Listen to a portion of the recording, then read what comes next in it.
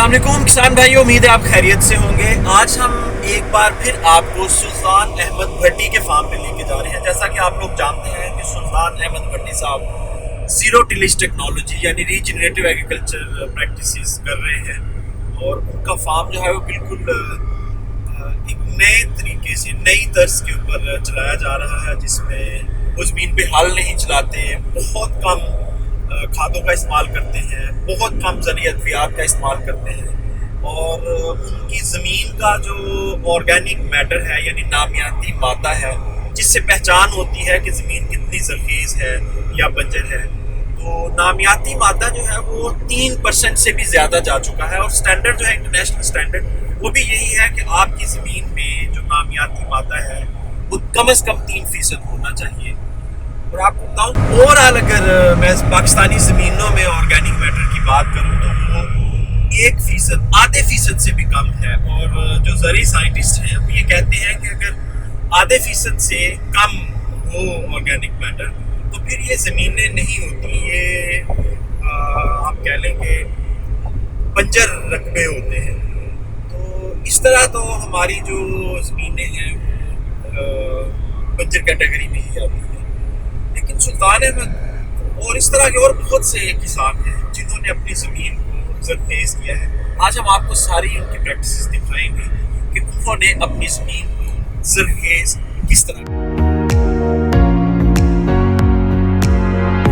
जी किसान भाइयों, इस वक्त हम सुल्तान अहमद भट्टी साहब के फार्म पे पहुंच चुके हैं, जहां वो बिल्कुल ज़ीरो टिलेज टेक्नोलॉजी के ऊपर फसलें लगाते हैं। उनसे पूछते हैं कि ज़मीन की ज़रख़ीज़ी आखिर है क्या। अस्सलाम वालेकुम सर। जी वालेकुम सलाम। सबसे पहले हमारे किसान भाइयों को बताएं कि ये जो हम बार बार एक लफ्ज़ यूज़ करते हैं कि ज़मीन ज़रख़ीज़ होनी चाहिए, ज़मीन को ज़रख़ीज़ करें, खादों पे ज़ोर ना रखें, ज़मीन की ज़रख़ीज़ी पे ज़ोर डालें, तो ये है क्या ज़मीन की ज़रख़ीज़ी? जी बिल्कुल, जैसा कि मतलब बहुत सारे हमारे अहबाब और किसान भाई जो हैं वो जानते भी हैं कि ज़मीनी ज़रख़ीज़ी जो है वो ज़मीन के अंदर खुराक मौजूद होती है किसी भी पौधे के लिए। तो उसको सिर्फ हमने गलत प्रैक्टिसेस के इवज़ हमने वो सारा निज़ाम जो है वो तबाह करके रख दिया है, जिसकी वजह से हमारी फसलें जो हैं वो ज़्यादा से ज़्यादा फर्टिलाइज़र पे डिपेंडेंट होती हैं। तो इससे हमें चाहिए कि हम अपनी प्रैक्टिसेस को इस कदर दुरुस्त करें कि वो कुदरती तौर पे जो नीचे अल्लाह ताला ने जो ज़मीनी हयातियात का जो एक निज़ाम बनाया है, जो पौधों की खुराक तैयार करते हैं, हम उनके लिए एक माहौल मुहैया करें, जो कि हम नहीं करते, जिसकी वजह से ये ज़मीनी जो हयातियात है वो जो खुराक तैयार करती है वो हमारी फसलों को मुयसर नहीं होती। जो ज़मीन का ऑर्गेनिक मैटर है ये मुसलसल क्यों कम हो रहा है? ये एक तो इसकी बड़ी वजह ये है कि हम जब ज़मीन में हल चलाते हैं उसकी वजह से जो भी ज़मीनी हयातियात का जो स्ट्रक्चर होता है वो हम डिस्ट्रॉय कर देते हैं और उसके बाद जो हम पुरानी फसलों की जो बाकियात होती हैं उसको हम जला देते हैं। ये इसकी सबसे बड़ी वजह है कि अगर हम उनको ना जलाएं, उनको प्रॉपर्ली हम मैनेज करें बतौर मतलब एक लेयर बना के, या जिसे मल्च भी कहते हैं, वो हम अपनी ज़मीनों के ऊपर। ज़मीन की ज़रख़ीज़ी की बात करें तो उसमें सबसे अहम चीज़ है ऑर्गेनिक मैटर और उसके बाद जो ज़मीनी हयातियात जिसे सॉइल बायोटास। जी बिल्कुल, वो उनका माहौल है और हमने उस माहौल हमने किस तरह बनाना है कि जो ज़मीनी हयातियात है उनकी जो खुराक है वो ऑर्गेनिक मटेरियल वो हमने उनको प्रोवाइड करना है। वो हम करते नहीं है, हम एक मैच स्टिक को रगड़ा, खेत को आग लगाई और घर चले गए और हमने कहा आज हमने बहुत अच्छा काम कर लिया। उससे एक तो हम वो जो ज़मीनी हयातियात है उनकी ज़िंदगी को ख़तरा लाहक करते हैं, दूसरा जो उनकी वजह से जो सॉइल टिल्थ बनती है, जो ऊपर एक फर्टाइल लेयर बनती है, ज़रख़ीज़ लेयर बनती है जिसमें न्यूट्रिएंट्स होते हैं, ग़िज़ाई अज्जा होते हैं, वो डिस्टर्ब हो जाते हैं। अच्छा, हमारे किसानों को ये भी बताएं कि कितनी ज़मीन की ऊपर वाली तह जो है उसको डिस्टर्ब नहीं करना चाहिए? ये तकरीबन कोई ज़्यादा से ज़्यादा 9 इंच के आसपास जो है वो आप इस ज़मीन की जो ऊपर वाली तह है उसको डिस्टर्ब ना करें। या मैं एक बात करना चाहूँगा कि जो हमारे किसान भाइयों का ख्याल है कि उसमें नीचे एक कड़ बन जाता है जिसको हार्ड पैन कहते हैं, तो इनको बाखूबी इस चीज़ का इल्म भी है, लेकिन मुझे नहीं पता कि वो उनके ज़हन में बात क्यों नहीं आती कि जो फसलों की बाक़ियात हम छोड़ते हैं या पुराने स्टेबल हम छोड़ते हैं वो 1.5 फुट तक तो उनकी खुद की डेप्थ होती है, वो उनकी जो जड़ें होती हैं वो ज़मीन के अंदर पेवस्त हो जाती हैं, वो उसके अंदर पेनिट्रेट कर जाती हैं। तो वो हार्ड पैन तो रहता नहीं, उसका तो कॉन्सेप्ट ही नहीं रहता। हाँ अलबत्ता कोई नया रकबा आपने को तैयार करना हो तो उसमें कुछ ईज़ल विज़ल आप फेर लें, अदरवाइज़ जब आप नो टिलेज पे आएंगे उससे आप पुरानी फसलों की बाकियात को भी इस्तेमाल करेंगे और जो स्टेबल है उनको आपको इंटैक्ट छोड़ना पड़ेगा और उनकी जो अंदर अपनी जड़ें हैं ज़मीन के अंदर वो फुट 1.5 फुट तक तो खुद चली जाती हमारे है। किसानों का एक बड़ा गलत कॉन्सेप्ट बन चुका है, वो समझते हैं कि हम जो खादें डाल रहे हैं इससे ज़मीन हमारी आहिस्ता आहिस्ता ज़रख़ीज़ हो जाएगी, तो इसमें कहाँ तक सच्चाई? नहीं, ये बिल्कुल गलत है। मैं इस बात के ऊपर बिलीव नहीं करता, चूँकि मैं खादें ही इस्तेमाल करने वाला फार्मर हूँ और मैं रवायती तरीक़ेकार से इस तरीक़ेकार पे मुंतकिल हुआ। इससे बिल्कुल ये गलत बात है। खादें हाँ, जब तक आपकी ज़मीनी साख्त बेहतर नहीं होती तब तक आप इनका इस्तेमाल करें, लेकिन इनको कम से कम करते आएँ। ये नहीं है कि आपने इनिशियल स्टेज पे खादों का इस्तेमाल कम कर देना है तो उससे आपकी फसलें भी अच्छी होंगी और ज़मीनी ज़रख़ेज़ी भी बढ़ेगी। ज़मीनी ज़रख़ेज़ी से इसका कोई ताल्लुक़ नहीं है। ये तो ग़िज़ाई अज्जा में से हैं खादें, वो जो आपको सिंथेटिक तरीके से खाद मुस्तकिल हल नहीं है ज़मीन ज़रख़ीज़ नहीं, बिल्कुल ये मुस्तकिल हल नहीं है। ये आपको ज़मीनी साख्त को कुदरती तौर पर बहाल करना पड़ेगा, ये आपको माइक्रोब्स के हवाले करना पड़ेगा, ये सारा कुछ अगर आपने ज़मीनी ज़रख़ेज़ी जो है उसको बहाल करना है तो। अच्छा, माइक्रोब्स का बड़ा जिक्र किया जाता है ज़मीन की ज़रख़ीज़ी के हवाले से, तो इसका जो माइक्रोब्स का ज़िंदा रखना या इनकी तादाद को बढ़ाना उसका क्या तरीका है? उसका यही तरीका है कि आप बिल्कुल ज़मीन में हल न चलाएं और जो ऑर्गेनिक मटेरियल है जैसा कि पुरानी फसलों की जो बाक़ियात हैं उनको बाकायदगी से आप मुनज़्ज़म करें, मैनेज करें, उनको एज़ इट इज़ ज़मीन अपने खेतों में छोड़ें, तो इससे आपकी जो ज़मीनी ज़रख़ेज़ी है यही वो मटेरियल है। आपको पता है कि जैसे बहुत सारी फंगाई है जो इस पे डेड मटेरियल के ऊपर डेवलप होती है और उसके फिर बात वही फिर साइंटिफिक की तरफ चीज़ों की तरफ चली जाएगी। फिर वो हमारे कुछ किसान भाई कहते हैं कि जी आप मुश्किल जो ज़बान है वो इस्तेमाल करते हैं, तो वो ये फिर करना पड़ता है कि एक जो फंगस है जो अच्छे वाली फंगस है वो इसी के ऊपर जो है वो डेवलप होती है, जो डेड मटेरियल होता है ऑर्गेनिक मटेरियल, और उसी फंगस के अंदर जो वो इंजाइम्स होते हैं, जैसे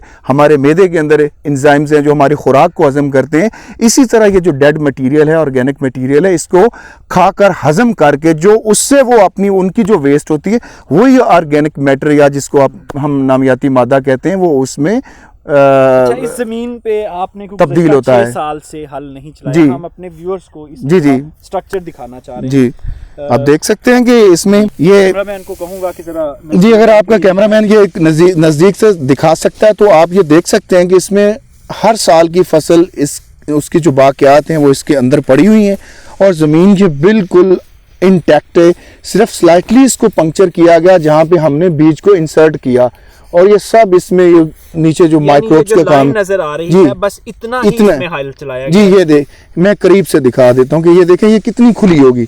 ये एक टाइम जो ओपनर होता है ना वो इतना स्लिम है, उससे इसको हमने अगर मैं इसको उखाड़ भी दूं तो आप इसकी जड़ें कहते हैं ना नो टिल पे जड़ें जो हैं वो फैलती नहीं। ये देखें मैं इसको पौधे की जड़ें निकाल रहा हूँ, हालांकि ये टूट जाती हैं, ये आप देख भी सकते हैं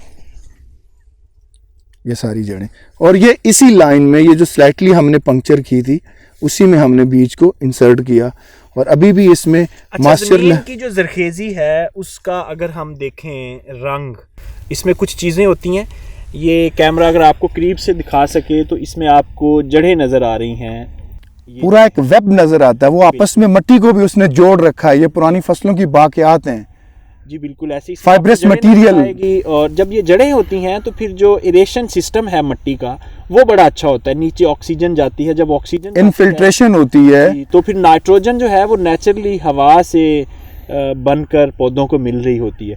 तो हम जो हमारी ट्रेडिशनल फार्मर हैं, ट्रेडिशनल फार्मिंग करने वाले, उनकी अगर आप ज़मीन देखें तो उसमें आपको ये जड़ें नज़र नहीं आएंगी और पानी जब एक दफ़ा लग जाता है तो 2-4 दिन बाद मिट्टी सख्त हो जाएगी। अब ये जो मिट्टी मेरे हाथ में है इसको पानी लगे कम से कम कोई महीने से ज़्यादा का अरसा हो गया है, लेकिन इसके बावजूद ये मिट्टी आप देखें बिल्कुल नरम है और इसमें आप जड़ें देख सकते हैं।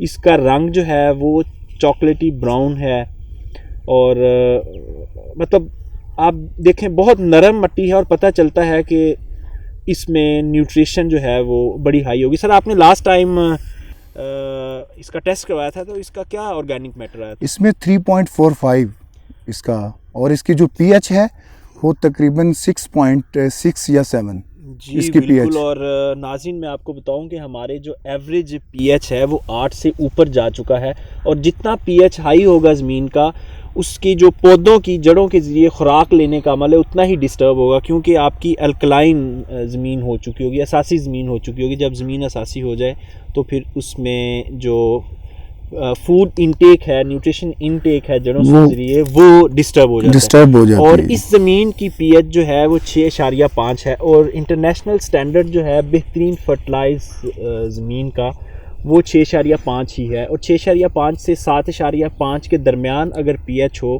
تو یہ آئیڈیل زمین سمجھی جاتی ہے. اچھا سر، اس میں پی ایچ بھی آپ کا آئیڈیل ہو گیا، اور جو ہمارے اوور آل پاکستان کی ہے وہ 0.5% سے بھی کم ہے آرگینک میٹر زمینوں میں، تو آپ کا 3 ہے، اور 3 اگین انٹرنیشنل سٹینڈرڈ ہے. اگر 3 ہو زمین میں آرگینک میٹر تو وہ زمین بڑی زرخیز سمجھی جاتی ہے. تو اس کے علاوہ جو نیوٹریشن نائٹروجن، فاسفورس، پوٹاش اور مائکرو ایلیمنٹس ہوتے ہیں ان کی کیا سچویشن ہے زمین میں؟ اس میں بھی ان کا جیسے این پی کے ہے، نائٹروجن ہے، فاسفورس ہے اور پوٹاشیم ہے، وہ بھی ان کی اپنا جو ایک سٹینڈرڈ ہے، جو ایک مطلب انہوں نے ایک کٹ آؤٹ اس کی ویلیو، کٹ آف ویلیو رکھی ہوئی ہے، اس کے بالکل عین مطابق ہے. یعنی یہ بالکل اب یہ سٹینڈرڈ کی زمین ہے. اگر گورنمنٹ اس کو ریپلیکیٹ کرنا چاہے اس ماڈل کو پورے پاکستان میں، تو یہ بالکل پورے پاکستان کی زمین ٹھیک ہو سکتی ہے. یہ آپ کے سامنے ہے، اور بہت سارے اداروں نے الگ الگ سے اس کی جو لیبز ہیں وہ کروا رکھی ہیں اپنے اپنے حساب سے، جو انہیں چیزیں درکار تھیں اس میں انالیسس کرنے کے لیے. تو اس میں ان ساروں کی جو رپورٹس ہیں انہوں نے مجھ سے بھی شیئر کی. یو این او کی ایک رپورٹ ہے جس میں کہا گیا ہے کہ جس طرح پاکستان کا سوائل سٹرکچر ہے اس طرح بہت سارے ممالک ہیں ان کا بھی ایسے ہی ہے سوائل سٹرکچر. تو اس طرح کی زمینیں جو ہیں وہ 2050 کے بعد بالکل بھانج ہو جائیں گی، اور ان میں کیپیسٹی نہیں رہے گی کہ وہ فصل دیں. آپ جتنی مرضی کھادیں ڈال لیں، جو مرضی ڈال لیں، جب زمین کی اپنی اندر کی طاقت ختم ہو جائے گی تو پھر کھادیں ساری بے سود ہیں. پھر زمین ہوگی، بیج ہوگا، کھادیں ہوگی، لیکن فصل نہیں آئے گی. میں اس کی ایک اور بھی آپ کو بات بتا دوں کہ جو ہم کھادیں استعمال کرتے ہیں نا، اگر آپ کا جو پور سٹرکچر ہوتا ہے نا، جو زمینی ساخت آپ کی ٹھیک نہیں ہوتی، اس میں آپ کو پوری کھادیں بھی دستیاب، ان کی جو افادیت ہے وہ بھی پوری دستیاب نہیں ہوتی. آپ کی زمین میں طاقت ہوگی تو آپ کی جو کھادیں ہیں وہ بھی پروسیس ہو کے آپ کی فصل کو ملیں گی. یہ جو پہلے ہم ایک بوری ڈالتے تھے، ہمارے آباء و اجداد سے ہم نے یہ ساری چیزیں سنی ہوئی ہیں اور دیکھی ہوئی بھی ہیں. جب ہم یہ چیزیں سمجھنے لگے تو وہ ایک بوری جب ڈالتے تھے زمین، مطلب 1 ایکڑ میں، تو اس میں وہ فصل جو ہے اس کو دوبارہ سے کھاد دینے کی ضرورت نہیں ہوتی تھی، کیونکہ اس وقت زمین کی اپنی طاقت تھی. اور اب اتنی ڈیکڈز ہو گئی ہیں، دہائیاں ہو گئی ہیں، تو اس میں مطلب یہ جو زمینی ساخت ہے وہ کمزور سے کمزور ہوتی جا رہی ہے، اور کھادوں کی جو ضرورت ہے یا بیگز جو ہیں، بوریاں جو کھادوں کی ہیں وہ بڑھتی جا رہی ہیں. یعنی میں 1 بیگ سے 2 بیگ پہ 3 بیگ پہ، اور اب تو 4 بیگ بھی ڈالتے ہیں. ہمارے پاس جو ڈی اے پی ہے ہم امپورٹ کرتے ہیں، کیونکہ پاکستان میں جو ڈی اے پی اویلیبل ہے وہ انتہائی سب سٹینڈرڈ کوالٹی کا ہے. اس سے را مٹیریل جو ڈی اے پی کا ہے اس سے اچھی کھاد نہیں بنتی. جو ایون ہم امپورٹ کرتے ہیں وہ بھی سب سٹینڈرڈ اس لیے ہے کہ وہ پانی میں سولیبل نہیں ہے. تو ڈی اے پی ہم آلریڈی امپورٹ کر رہے ہیں. گیس ہمارے پاس اب ختم ہو رہی ہے جس سے ہم نائٹروجن بناتے ہیں، اور اگر ہمیں نائٹروجن بھی امپورٹ کرنی پڑی تو یہ بھی 10,000 کے قریب بیگ ہوگا. تو اب کیا سمجھتے ہیں کہ اسی طرح کھادوں پہ انحصار ہمارا رہا تو پھر ہم کہاں سٹینڈ کریں گے آئندہ 5 پھر خوراک کے لیے خانہ جنگی ہوگی. آپ کی تعداد بھی بڑھ رہی ہے اور خوراک کی کمی ہو رہی ہے. اگر آپ اس قسم کی پریکٹسز کو نہیں اپنائیں گے تو زندگی کا تو کوئی پتہ نہیں. مگر میں یہ ضرور کہنا چاہوں گا کہ یہ بات ریکارڈڈ ہے، یہ بات میری یاد آئے گی کہ جو میں یہ کر رہا ہوں، اس طرح کی جو پریکٹسز ہیں ان کو ہمارا فارمر اگر ایڈاپٹ نہیں کرتا تو آنے والے دنوں میں خسارہ ہی خسارہ ہے ہر لحاظ سے. نہ تو وہ خوراک پیدا کر پائے گا اور نہ ہی اپنی زمینوں کی ساخت کو ٹھیک کر پائے گا. اگر آج سے ہم یہ بنیاد رکھیں تو آنے والی نسلیں اس سے مستفید ہوں گی، اور یہ ہمارا ایک بہت بڑا ہمارا کنٹریبیوشن ہوگا ان کی تعمیر و ترقی کے لیے. جی بالکل. اس کو ٹیکنیکلی ریجنریٹیو ایگریکلچر کہا جاتا ہے، اور ایک ڈی جنریٹیو ایگریکلچر ہے جو ہمارا کنونشنل ماڈل ہے، یعنی اس سے ہم زمین خراب کر رہے ہیں. یہ ریجنریٹیو ماڈل ہے جس سے زمین ٹھیک ہوتی ہے. اور ریجنریٹو کا سب سے پہلا اصول یہ ہے کہ زمین میں ہل نہیں چلانی. باقی پروٹوکولز بھی ہیں, ہم اگلے پروگرام میں آپ کو یہ پورے پروٹوکولز بتائیں گے کہ اگر آپ نے ریجنریٹو ایگریکلچر کرنی ہے تو کون کون سے سٹیپس آپ کو کرنے پڑیں گے. آج کا پروگرام ہمارا صرف زمین کی زرخیزی کے حوالے سے ہے کہ زمین کی زرخیزی ہے کیا, اس کے پیرامیٹرز کیا ہیں, اور پاکستان کی زمین کی کیا صورتحال ہے. آج کا پروگرام صرف اس حوالے سے. اچھا سر, مزید بتائیں کہ عام کسان جو ہے وہ کتنی دیر میں ریکلیم کر سکتا ہے اپنی سوئل؟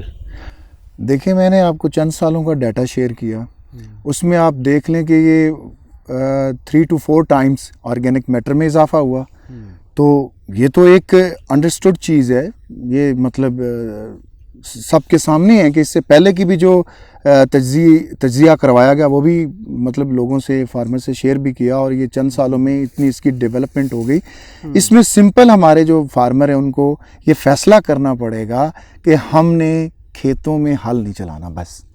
اچھا یہ بتائیں کہ عام فارمر, چھوٹا کسان جس کا 1 ایکڑ ہے, 10 ایکڑ ہے, 20 ایکڑ ہے, 50 ایکڑ ہے, اس کے لیے یہ ماڈل اڈاپٹ کرنا آسان ہے؟ بالکل آسان ہے جی. اس میں سروس پرووائڈر کے پاس پہلے سے یہ مشینیں موجود ہیں. یہ جو سٹرا چاپر ہے, اگر کسی کے پاس کوئی مخصوص مشینری نہیں ہے جیسے میں استعمال کرتا ہوں, تو وہ سٹرا چاپر کی ٹرالی بھی الگ کر کے اس کا بھوسا بھی پھینک سکتا ہے زمین میں. ہاں, اگر اس کو اس سے کوئی ریونیو درکار ہے, اگر وہ مطلب اپنا بھوسا بیچنا چاہتا ہے تو اتنے دن پھر اوپر زیادہ اس کو لگیں گے. لیکن وہ جو زمین کی جو نیچے جو ایک سٹرکچر ہے فصل کا, جڑوں کا نیچے بن چکا ہے, اس کو تو ڈسٹرب نہ کریں.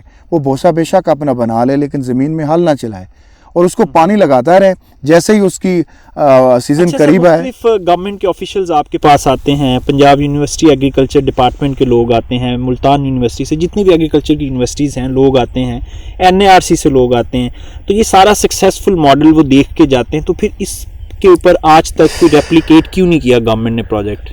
گورنمنٹ نے بالکل ریپلیکیٹ نہیں کیا. وہ میرا خیال ہے ملٹیپل چوائسز میں پڑ جاتی ہے. البتہ میری ذاتی کاوش اور محنت سے بہت سارے فارمرز جو ہیں وہ اس ماڈل پہ کامیابی سے اپنی فصلیں لے رہے ہیں, اور میرے پاس ان کا ڈیٹا بھی پڑا ہوا ہے. جی, ہم بھی آج اسی لیے آپ کے پاس آئے ہیں کہ ہمیں بہت سارے کسانوں نے, ہم نے آپ کے پہلے بھی پروگرامز کیے, اور ہمیں بہت سارے کسانوں نے کہا کہ ہمیں مزید کچھ پروگرامز چاہیے سلطان احمد بھٹی صاحب کی, اس لیے آج ہم یہاں اگین بیٹھے ہوئے ہیں. جی موسٹ ویلکم جی. میں نے تو آپ کو بتایا, میری تو یہ کوشش ہے کہ میں اسی کمیونٹی سے ہوں, میں انہی یعنی اسی فیملی سے ہوں جو ہمارے فارمرز بھائی ہیں, اور میں بلکہ اس کو ریپلیکیٹ کریں جو پریکٹسز کی ہیں. اس میں جو بھی نقصانات تھے مجھے جس حوالے سے بھی برداشت کرنے پڑے, چلیں اوپر نیچ اونچ نیچ ہو جاتی ہے, اس کے جو تقاضے بندہ پورے نہیں کرتا اس کو مس مینج کر لیا, تو میں تو یہ کر چکا ہوں. اب جو میں ڈیولپ کر چکا ہوں, دوسرے ہمارے جو فارمرز ہیں ان کے لیے تو بہت آسان ہے. اس میں تو آپ کو زیرو ٹیلیج پہ 6 سال ہو گئے, اوور آل آپ کو یہ ٹرائلز کرتے ہوئے کتنے سال؟ مجھے تقریباً 9 سال ہو گئے ہیں. یہ 6 سال اس کو بھی اس لیے ہوئے ہیں, اس سے پہلے مجھے جب میں رائس کو گرو کرتا تھا مجھے زمین میں ہل چلانا پڑتا تھا, ویٹ میں پھر بھی نہیں چلاتا تھا. یہ میں 6 سال اس لیے اس کو 3 سال کٹ ہو گئے کیونکہ مجھے 3 سال ہو گئے اپنی میتھڈالوجی آن پیڈی کراپس جی آئے ہوئے. سلطان بھٹی صاحب آپ کا بہت شکریہ. ناظرین, یہ آج کا پروگرام سوئل فرٹیلٹی کے اوپر تھا. انشاءاللہ اگلے پروگرام میں ہم آپ کو بتائیں گے کہ اگر آپ بھی اس ماڈل کے اوپر آنا چاہ رہے ہیں تو آپ کو کیا کیا کرنا ہے, اور آپ کو کون کون سے امپلیمنٹس چاہیے, یعنی کون کون سی آپ کو مشینیں چاہیے. اس کے ساتھ ہی ہم انتہائی مشکور ہیں سلطان بھٹی صاحب کے اور باقی ٹیم کے جنہوں نے ہمیں یہاں فیسیلیٹیٹ کیا. اجازت دیجیے, خدا حافظ.